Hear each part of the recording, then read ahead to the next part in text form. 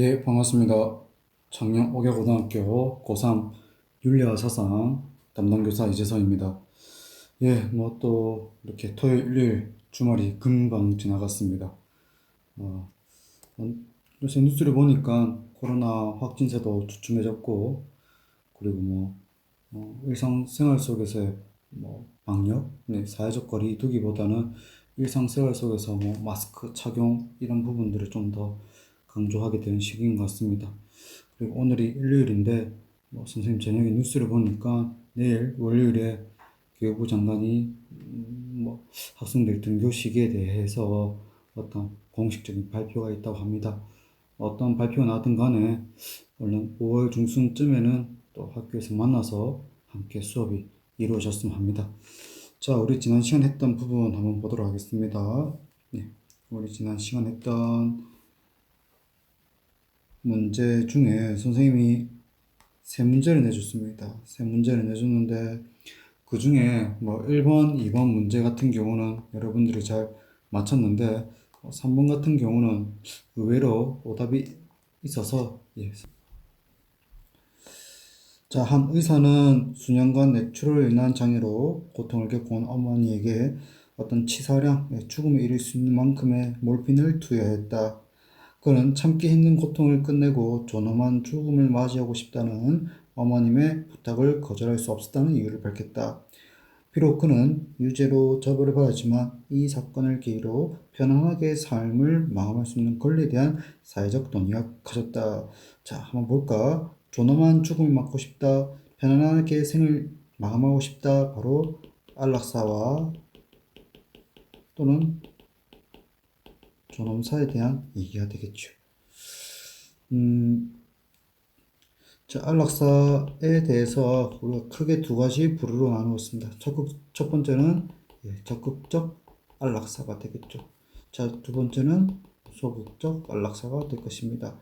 적극적 안락사 같은 경우는 어떤 것입니까?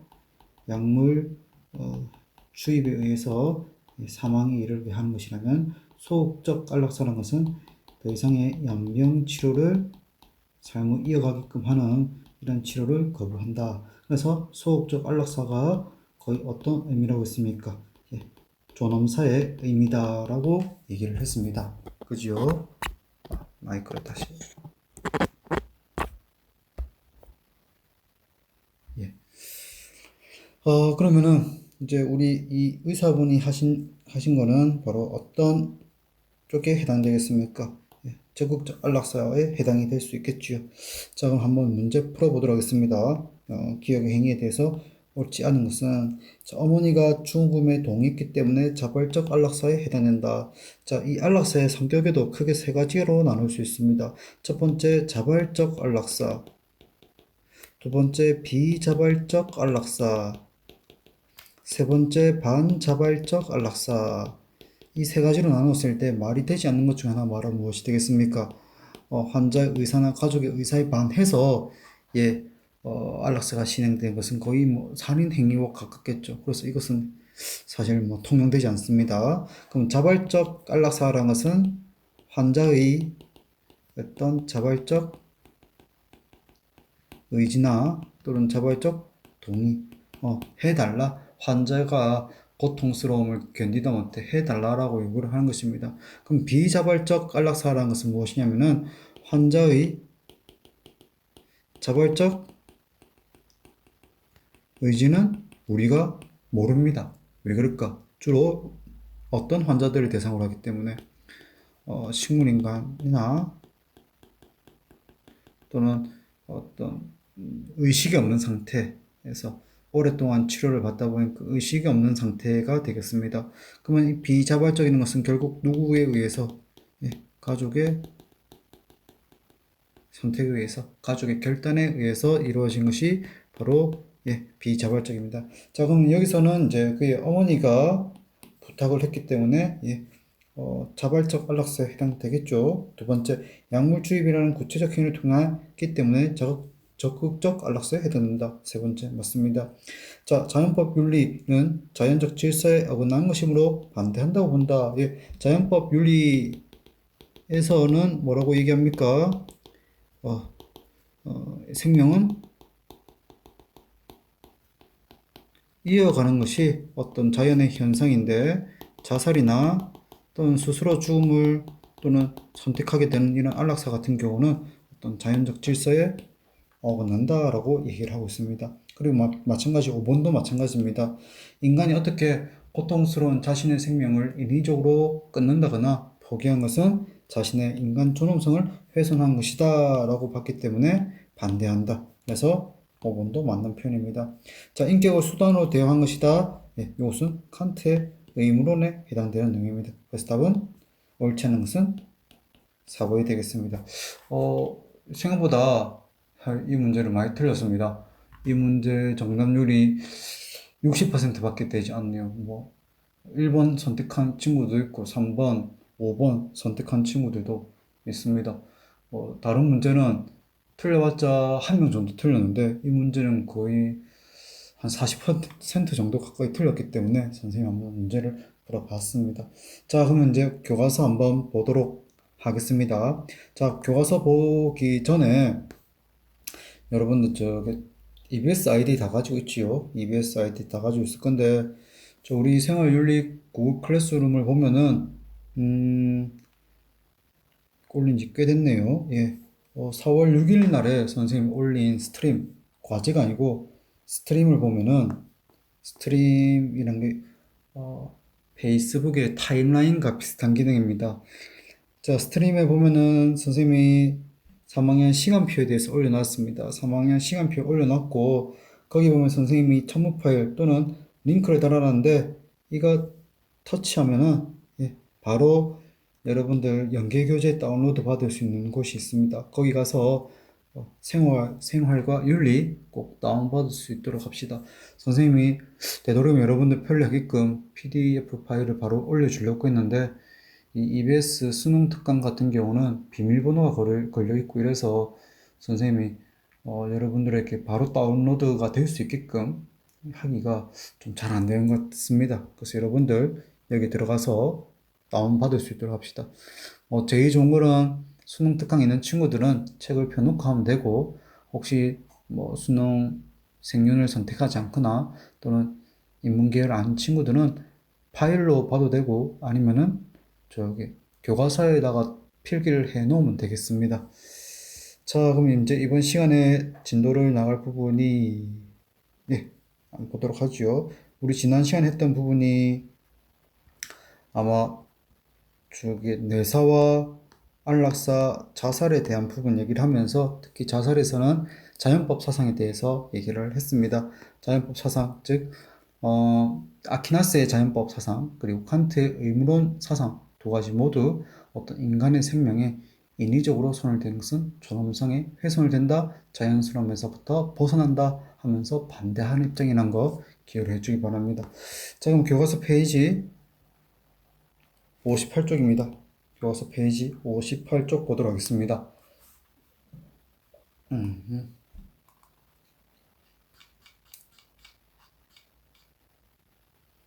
예, 보자. 어떤 주제입니까? 생명윤리입니다. 어떻게 보면은 생명공학과 윤리해서 관련된 부분이네요.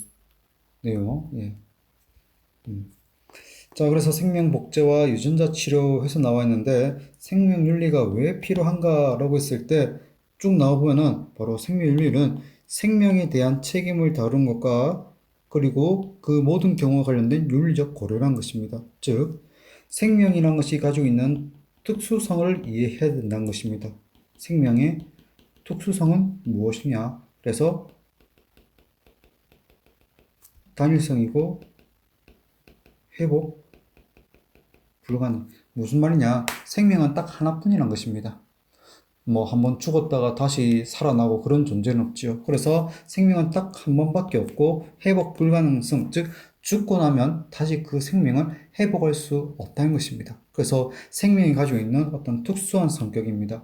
한 번밖에 없고 죽고 나면은 다시 살아나거나 돌이킬 수 없다는 것. 그래서 윤리학자들은 이런 생명의 이런 특수성 때문에 생명은 어떤 성격을 지니고 있다?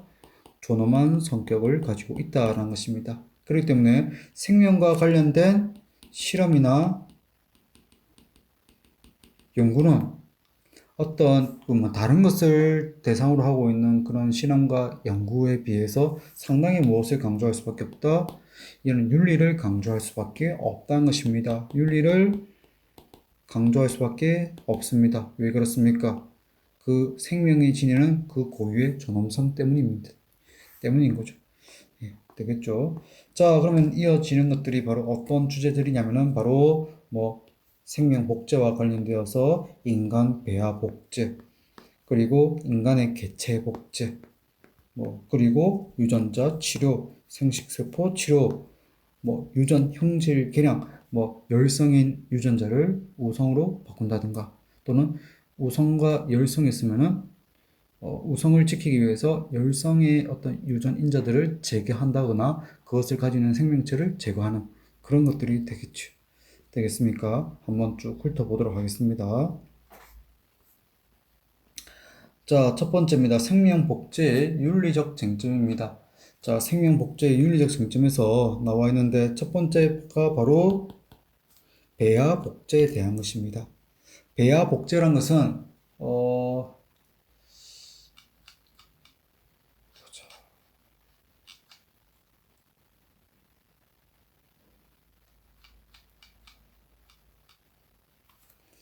배아 복제란 것은 무엇에 대해서 알아야 되냐면 바로 배아에 대해서 알아야 됩니다. 배아란 것은 수정한 이후에 뭐 어떤 정자와 난자가 만나서 수정을 한 이후에 2주에서 8주 사이에 생겨난 개체란 것이죠. 한번 찾아볼까? 배아, 배아세포.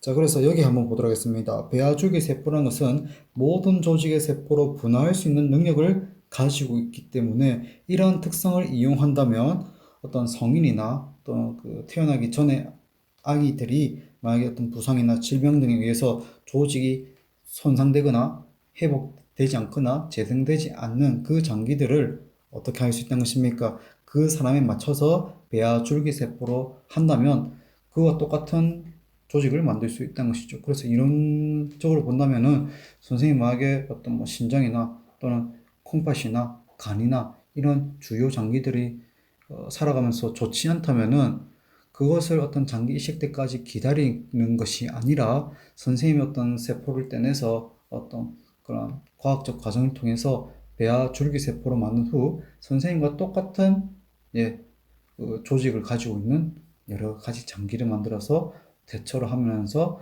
어떤 수명을 늘릴 수 있다는 것이 되겠죠. 되겠습니까? 자, 그래서 이제 보면은 한번 보도록 하지요. 자, 그래서 복제 배아 세포는 이런 난치병 치료에 도움을 줄 것이라는 것에 있어서는 장점을 가지고 있습니다. 하지만 문제는 이런 배아가 수정한 이후에 2주에서 8주 동안 사이에 어떤 그 세포라고 하지만 만약에 이것이 그대로 이어진다면 이 배아는 이제 무엇이 될 수 있다는 것입니까? 태아가 될 수 있고 이 태아는 무엇이 될 수 있고 아기가 될 수 있고 아기는 성인 즉 인간이 될 수 있다는 것입니다. 자, 여기까지가 어떤 인간이 될 수 있겠죠. 그러면은 이 결국 이 인간 또는 성인 아기의 출발점 무엇이란 것입니까? 배아세포라는 것입니다. 그러면은 이런 인간이 될 수 있는 가능성을 가지고 있는 이 배아에 대해서 어떤 실험하거나 또는 연구하거나 할 수 있는가라는 것이 문제가 될 수 있다는 것입니다. 그렇다면 우리 뭐 실험하는 연구원들이 배아 세포를 가지고 있다가 그것에 실험을 실패한다든가 뭐 한 10개 정도 되고 10개 정도의 배아 세포 실험을 하다가 어떤 또 세팅을 잘못해서 다 세포가 망가져 갖고 더 이상 활동을 하지 못하게 한다든가 또는 떨어뜨려서 깨지게 한다면은 그 연구원은 사람이 될 수 있는 10명의 사람이 될 수 있는 가능성을 지닌 배아를 죽인 거나 마찬가지지 않습니까? 예. 그래서 이런 배아세포 자체가 무엇이 될 수 있기 때문에 아기나 또는 성인, 인간이 될 수 있기 때문에 그 인간이 될 수 있는 가능성을 지닌 배아에 대해서 실험을 할 수 있는지 그것이 문제가 될 수 있다는 것입니다. 자, 그 내용이 바로 밑에 나와 있습니다. 복제 배아는 인간과 동일한 유전자를 가지고 있기 때문에 이 배아는 결국 무엇이 될 수 있고 태아가 될 수 있고 아기가 되어서 인간으로서 성장할 수 있다는 것입니다. 그렇기 때문에 이렇게 배아를 실험하고 이런 실험 과정에 참여하고 인위적으로 조작한다는 것은 결국 인간의 존엄성이 훼손될 수 있다는 것입니다. 그래서 배아를 손대는 것이 인간 존엄성의 훼손이 된다라고 직접적으로 얘기하기 어렵지만은 이 배아가 무엇이 될 수 있다면 인간이 될 수 있다면 그 인간이 될 수 있는 가능성에 대한 존엄성을 훼손한 것과 마찬가지다라고 볼 수 있다는 것입니다. 따라서 배아 연구를 위해 복제 배아를 실험하거나 또는 파괴한 것은 존엄한 인간이 될 수 있는 존재를 수단화하거나 또는 살인과와 마찬가지다라고 문제점을 제기할 수 있다는 것이죠. 두 번째는 복제 배아는 인간이 개체가 될 가능성이 확정되지 않은 아직까지는 세포 덩어리이기 때문에 인간으로 볼 수 없다. 그러므로 복제 배아는 인간이 될 수 있는 가능성을 지녔지만 아직까지 인간이 되지 못한 하나의 세포 덩어리이기 때문에 인간의 보다 높은 수준의 삶 또는 보다 생명이나 이런 것들을 위해서 수단으로 활용될 수 있다는 관점이 되겠습니다. 그래서 둘째 입장에서는 배아 복제 실험을 찬성하는 입장. 그럼 첫째는 무엇이 되겠습니까? 배아 복제 실험에 대해서 반대하는 입장이 되겠죠. 세 번째, 복제 배아는 척성하면 인간으로 태어날 수 있다. 첫 번째 입장과 비슷하죠. 인간으로서 잠재성을 지니고 있지만 이미 태어난 인간과는 정도의 차이가 있다. 어떤 잠재성을 가지고 있지만은 인간이 될 수 있는 잠재성을 가지고 있지만은 이 세포는 아직까지 이것은 세포에 불과하고 인간의 모습이나 형성을 갖추고 있지 않기 때문에 세포에 불과하다는 관점이 되겠죠. 그래서 어떤 연구를 통해서 이 배아의 도덕적 지위 함부로 실험한다거나 함부로 해치거나 함부로 위험한 이런 실험에 참여하지 않겠다는 뜻이 되겠죠. 그래서 배아의 도덕적 지위를 함께 고려하여 어떤 배아 연구를 조건부로 허용할 수 있다. 이거는 어떤 배아 복제 실험의 조건부 실험이 되겠습니까? 자, 그래서 여기 나와 있습니다. 인간 배아의 도덕적 지위를 주장하는 논거, 우리 생륜 선택한 친구들이라면 좀 반하겠지요. 종의 구성원, 배아는 인간의 종에 속하며 도덕적 주체가 될 수 있다는 것입니다. 그래서 인간의 종, 즉 배아가 태아가 되고 태아가 인간이 될 수 있다. 이렇게 얘기할 수 있습니다. 잠재성 논거, 동일성 논거, 그리고 연속성 논거. 이것은 배아의 도덕적 지위. 그렇기 때문에 어떤 얘기가 되겠습니까? 배아세포 실험을 반대하는 입장이 될 것입니다. 자, 이 논거 어디와 비슷하겠습니까? 임신 중절을 반대하는 논거와 같습니다. 왜? 이 배아가 결국 무엇이 될 것이고 태아가 될 것이고 이 태아가 태어나면 무엇이 될 수 있기 때문에 인간이 될 수 있기 때문에 그래서 이 논거는 임신 중절의 관점에서도 반대 입장과 비슷합니다. 되겠습니까? 여기 나와 있네요. 남자 그리고 체세포를 합체해서 복제 배아가 되고 이것을 자궁에 착상시키면은 태아가 되어서 인간이 될 것이며 이것은 어떤 실험 과정 거친다면은 환자에게 필요한 조직이나 장기로 분화가 되어서 이식이 가능하다라는 것입니다. 자, 이것은 그 다음 이제 여기까지가 어떤 배아 복제, 즉 세포의 영역이라면 여기서는 무엇에 대해서 얘기합니까? 인간 개체. 이것은 다른 말로 하면은 아직까지 현실화되고 있지는 않지만은 인간 복제와 관련된 것입니다. 자, 그래서 한 사람과 같은 유전자를 또 다른 사람을 만든 것을 인간 개체 복제다라고 한다. 자, 그래서 뭐 인간 개체 복제를 찬성하는 입장, 불임 부부에게 유전자가 관련된 뭐 자녀를 만들 수 있게 될 것이다 라고 할 수 있지만, 지금 이것을 허용하는 입장입니까? 거의 대부분 반대하고 있죠. 우리가 뭐 이것을 뭐 접해본 것은 대부분 영화가 아니면은 사실 개체 복제는 지금 거의 허용되고 있지 않습니다. 그래서 복제 기술이 아직까지는 발전하고 있는 과정이기 때문에 부작용이 발생할 수 있고, 부작용이 발생한다는 것은 결국 복제해서 태어난 사람의 불완전함이 되겠죠.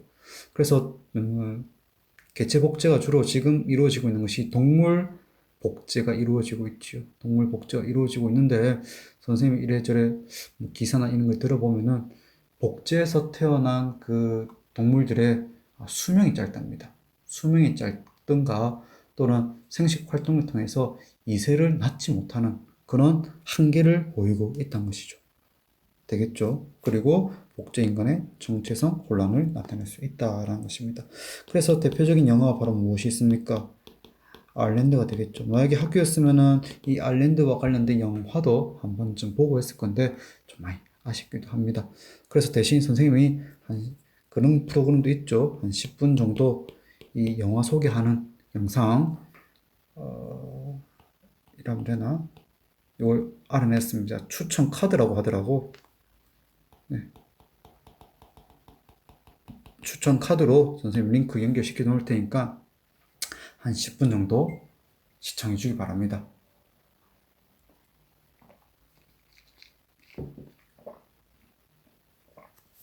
자, 이어서 나온 표현들입니다. 네, 이어서 나오는 거 유전자 치료 그리고 생식세포 치료, 요래 나와 있는데, 그리고 유전 형질 개량 이렇게 나와 있는데, 보자. 유전자 치료, 뭐 생식세포 치료, 이건 우리 EBS 교과서 EBS에 정리되어 있는 거 보면서 넘어가도록 하겠습니다. 자, 교과서 EBS 파일 46쪽을 한번 보도록 하겠습니다. 46쪽. 네, 46쪽을 보면 우리 EBS에서 어느 정도 정리가 되어 있는데, 나머지 체세포 유전자 치료나 생식세포 유전자 치료 같은 경우는 우리가 EBS를 보면서 한번 보도록 하겠습니다. 자, 생식세포 유전자 치료, 즉 어떤 인간이 되기 위한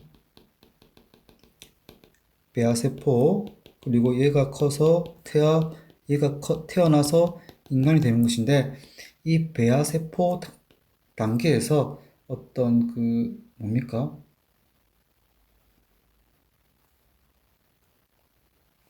어, 예. 유전자 검사를 통해서 이 유전자에서 나타나고 있는 이 형질의 문제점에 대해서 미리 어떤 유전자 조작을 하여 어떤 질병을 치료하시죠. 즉, 태어나기 전에 이런저런 검사를 하고 그 검사에서 나타난 문제를 태어나기 전에 또는 이 태아로 성장하기 전에 미리 치료를 하는 그런 기술인 것 같습니다. 그래서 찬성 입장 같은 경우는 어떤 유전을 막아서 다음 세대의 병을 막을 수 있고, 또는 의학적으로도 유용하며 태어나서 받게 될 그런 어떤 치료를 줄이는 것을 통해서 경제적 허용 가치를 산출할 수 있다는 것입니다.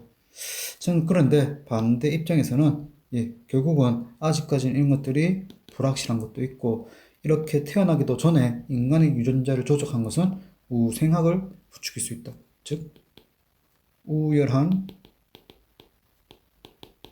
유전자를 중시 여기는 그런 문제점도 가질 수 있다는 것입니다. 그래서 뭐 대표적인 영화가 바로 가타카라는 영화가 있습니다. 이것도 역시 뭐 선생님 보면 좋을 텐데, 영상이 거의 한 13분에서 15분 정도 되는 것 같아서 권유를 하지 못하겠습니다. 시간이 많이 걸려서. 선생님도 이거 고등학교 1학년 때인가 동아리 시간에 한번 봤던 기억이 납니다. 예, 그래서 이렇게 한번 정리를 해주고,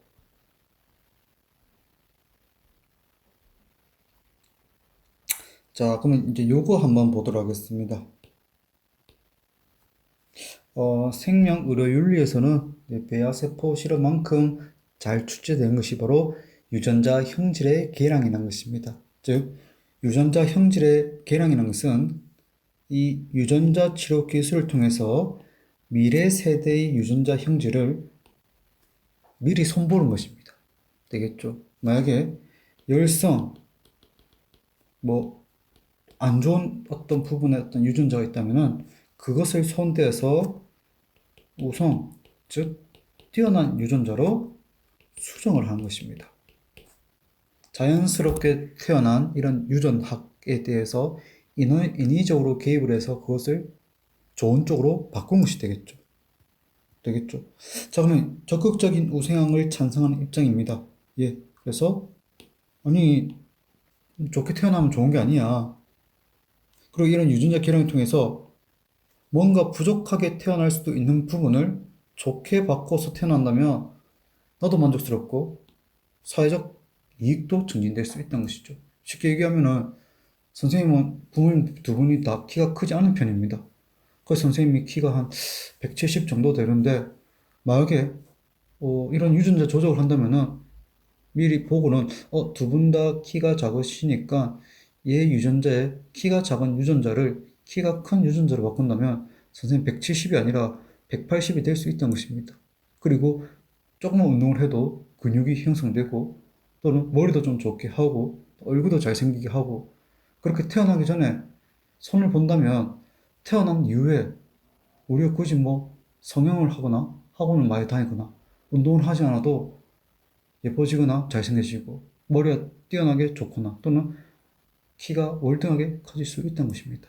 즉 개인의 만족과 사회적 향상을 함께 이룰 수 있다는 것이죠. 하지만 반대하는 입장은 무엇이냐라고 했을 때 또 미래 세대에 태어날 사람에 의해서 선택하는 것이 아니라 지금에 의해서 결정된다는 것입니다. 그리고 기획되어서 태어난다는 것이죠. 이미 뭔가 만들어서 조작이 되어서 태어나기 때문에 미래 세대의 자율적인 삶을 제약할 수 있다는 것입니다. 그리고 이런 유전자 조작에 할 수 있는 또는 치료를 할 수 있는 비용이 많이 들겠지요. 그러다 보면은 어떤 이런 경제적 차이에 의해서 유전자 격차와 그리고 또 다른 하나의 사회적 차별이 발생할 수 있다는 것입니다. 그리고 사회 내에서 발생하고 있는 다양한 문제점과 원인들을 어디에만 포커스 맞추고 있다는 것이죠. 아직 태어나지 않은 세포의 유전자에게만 포커스를 맞추고 있다는 것입니다. 되겠죠? 자, 그래서 포커스를 맞춰야 되는 것 중 하나가 바로 자율성과 경제적 측면입니다. 자, 자율적 측면은 어떻게 보면 되겠습니까? 그 유전자를 손댈 그 세포에게 과연 자율적으로 선택이 되었는지, 내가 원해서 그렇게 바뀌어서 태어난 것이 아니란 것이죠. 이미 내가 태어나기 전에 부모에 의해서 내 유전자가 이미 손이 봐진 상태에서 내가 태어난다는 것입니다. 그러면은 그렇게 해서 태어난 인간은 과연 자율적으로 스스로 결정할 수 있는 조건을 가지고 태어났냐? 아니란 것이죠. 그리고 두 번째는 유전자 조작을 해서 나타날 수 있는 사회적 이익의 향상이냐? 아니면은 이런 경제적 차이에 의해서 유전자 격차가 발생하고 그리고 그것에 의해서 또 다른 차별이 생겨난 것이 과연 정의로울 수 있느냐? 그런 문제점이 있다는 것입니다. 되겠습니까? 자, 그래서 뭐 이런 얘기도 있습니다. 새로운 생명과학 기술에 대해서 우리가 어떻게 접근해야 되냐 했을 때 담론 윤리를 주장하는 하버마스라는 사람은 이런 배아세포 실험 또는 유전자 조작 또는 개체 복제 등 어떤 생명에 대해서 다루는 이런 실험들에 대해서 비판적으로 접근을 합니다. 그래서 어떻게 보냐면은 어떤 인간의 존엄성에 대해서 포커스를 맞춘 것이 아니라 어떤 비용과 효용의 측면에서 고려해서 어떻게 하면 좀 더 효율적일까? 어떻게 하면 보다 나아질까? 경제 측면으로 접근하고 있기 때문에 문제가 될 수 있다라고 얘기를 한 것입니다. 자, 이어서 우리 교과서 보도록 하겠습니다. 동물 실험과 동물의 권리와 관련된 내용입니다. 자, 동물 실험, 인간 실험하면 안 되기 때문에 하는 그런 부분이 되겠죠. 자, 그리고 여기서 나와 있는 동물 권리에 대해서는 나중에 우리가 환경 윤리할 때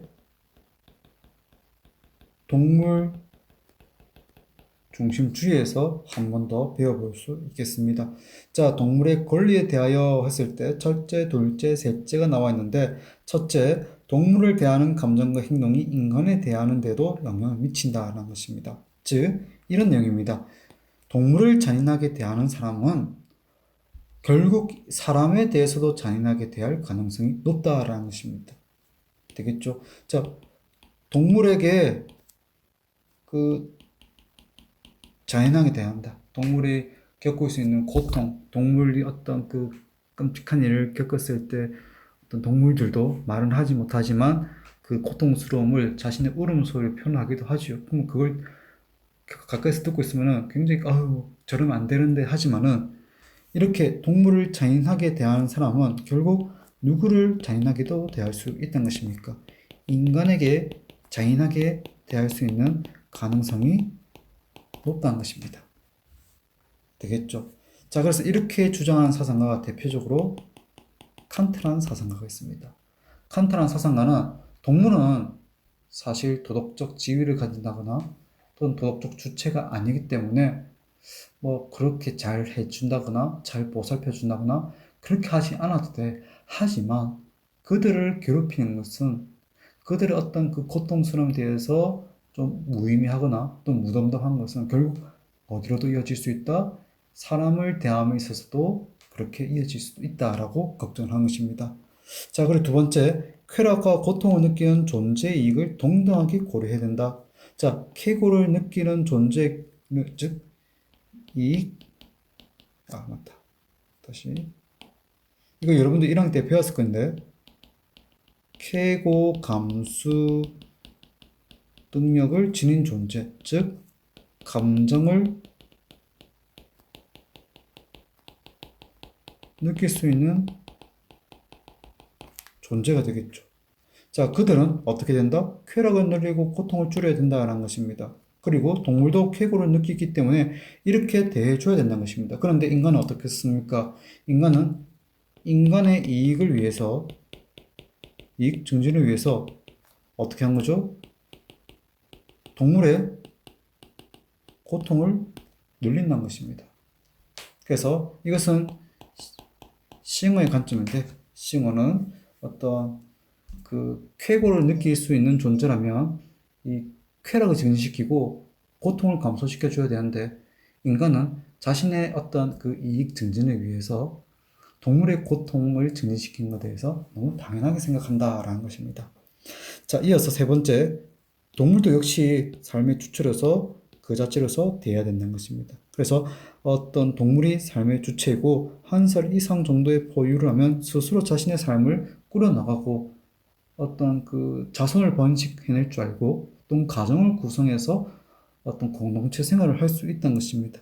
그래서 그들을 수단으로서 대한 것이 아니라 동물도 역시 그 자체로서 목적으로서 대해야 된다라는 것입니다. 자, 그래서 동물 권리에 대한 다양한 문제점들을 해서 뭐 우리가 여러분들 1학년 때 한번 배워봤겠지만 동물 사육이나 또는 동물 활용 이런 부분에 있어서 과연 인간의 이익 증진을 위해서 동물의 고통 또는 복지를 극단적으로 감수하고 있는 것이 현대사회의 특징이 되겠죠.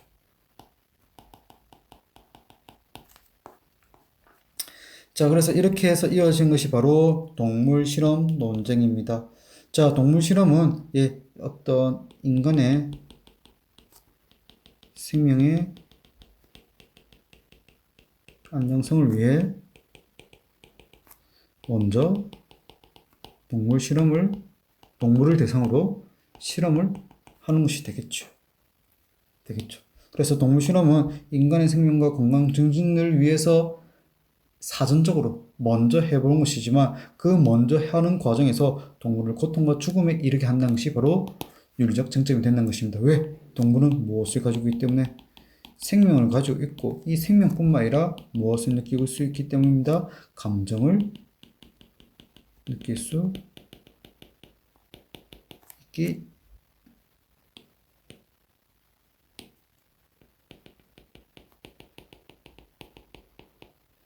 때문이라는 것이죠. 우리가 뭐 낙지입니까? 낙지 같은 거 통통통 잘라갖고 참기름 깨서 뿌려 먹으면 맛있죠? 그러면은 막 그 낙지 다리들이 꿈틀꿈틀꿈틀거리면은 와 우리가 그거 보고 뭐랍니까? 이야 싱싱하다 이러는데 사실 그 두각류 같은 경우는 그 다리 하나하나가 고통을 느끼고 있답니다. 예. 우리는 그 고통스러운 그 낙지의 다리의 꿈틀거림을 보면서 뭐라고 합니까? 그놈 참 신선하다, 맛있겠다 이렇게 얘기한 거 예, 그런 부분이 되겠습니다. 자, 동물 실험을 옹호하는 입장입니다.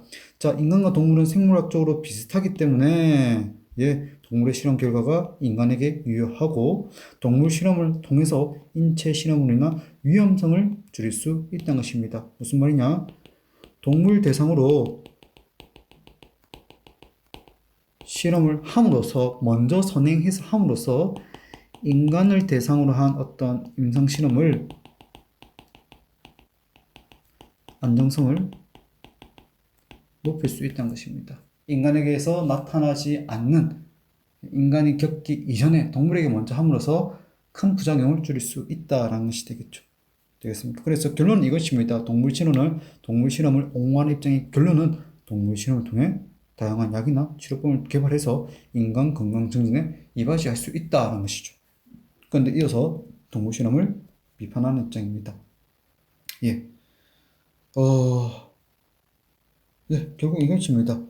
동물 실험자는 고통을 가하고 동물에 대해서 고통을 가하고 동물의 죽음에 동감해지기 때문에 동물 실험 어떻게 합니까? 뭐 주사 한 방 이렇게 놓는 것이 아니죠. 뭐 암세포를 이식한다든가 또는 인간에게 해가 될 수 있는 부분에 대해서 실험한다든가 또는 인간의 피부에 바르는 이런 민감성을 확인하기 위해서 토끼 눈에 화장품을 발라서 어느 정도 충혈이 되는지에 대해서 확인한 것은 우리가 이미 많이 접했던 부분이 될 수 있겠죠.